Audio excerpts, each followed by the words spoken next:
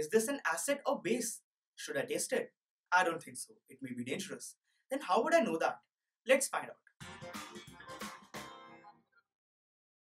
Well hello students, मेरा नाम है दिव्यम गुप्ता।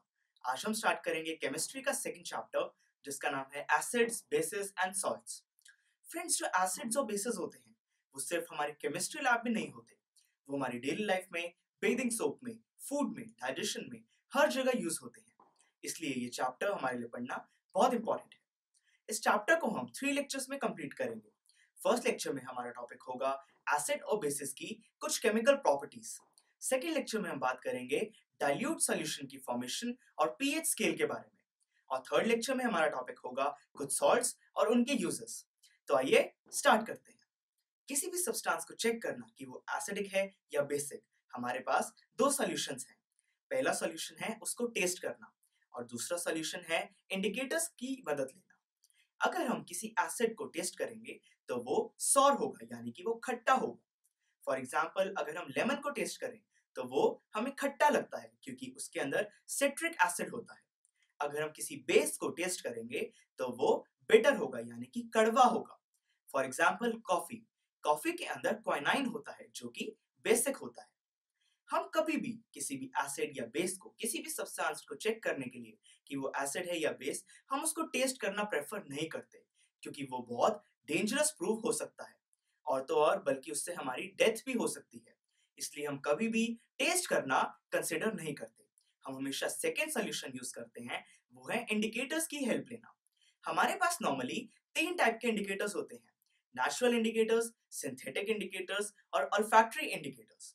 आइए सबसे पहले बात करते हैं नेचुरल इंडिकेटर्स के बारे में। नेचुरल इंडिकेटर्स 2 टाइप के होते हैं, लिटमस पेपर और टर्मरिक।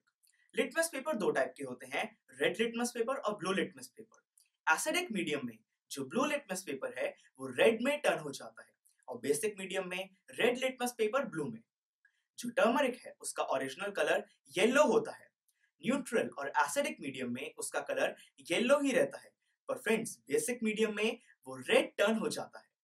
अगर हम सिंथेटिक इंडिकेटर्स की बात करें तो हमारे पास सबसे पहले 2 नाम आते हैं, वो है मिथाइल ऑरेंज और फिनोप्थलीन। ये दोनों इजीली अवेलेबल तो नहीं है, पर आपके स्कूल में केमिस्ट्री लैब में जरूर अवेलेबल होंगे, यू कैन चेक दैट। अगर हम थर्ड टाइप के इंडिकेटर की बात करें तो वो आते हैं ऐसे इंडिकेटर्स जो एसिडिक या बेसिक मीडियम में डिफरेंट ऑर्डर यानी कि स्मेल एमिट करते हैं। उनको हम कहते हैं ऑल्फैक्टरी इंडिकेटर्स।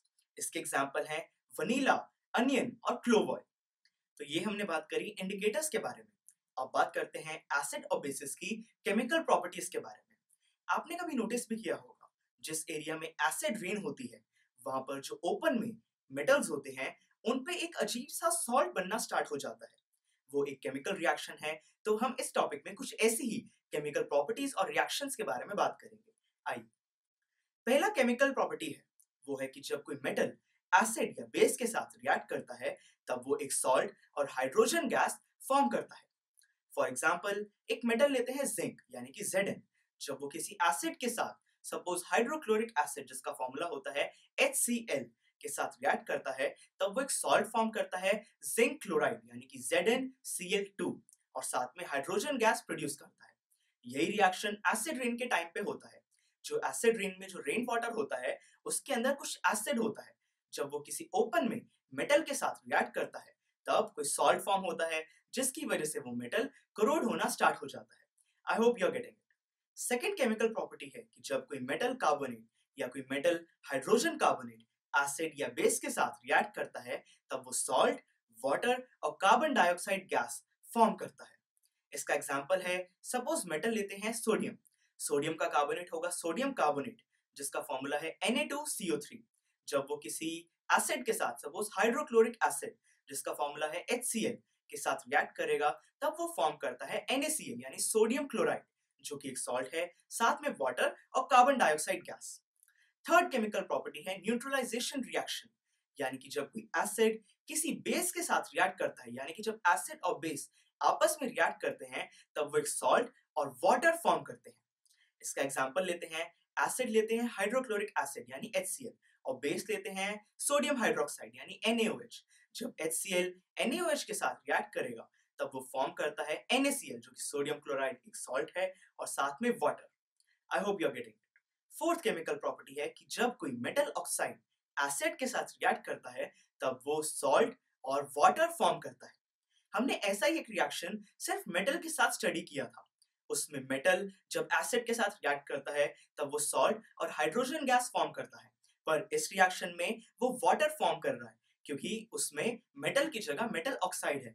यानी कि जब मेटल में ऑक्सीजन ऐड हुई तो प्रोडक्ट साइड पर भी हाइड्रोजन गैस में ऑक्सीजन ऐड होकर वाटर फॉर्म हो गया। इसका एग्जाम्पल है जिंक।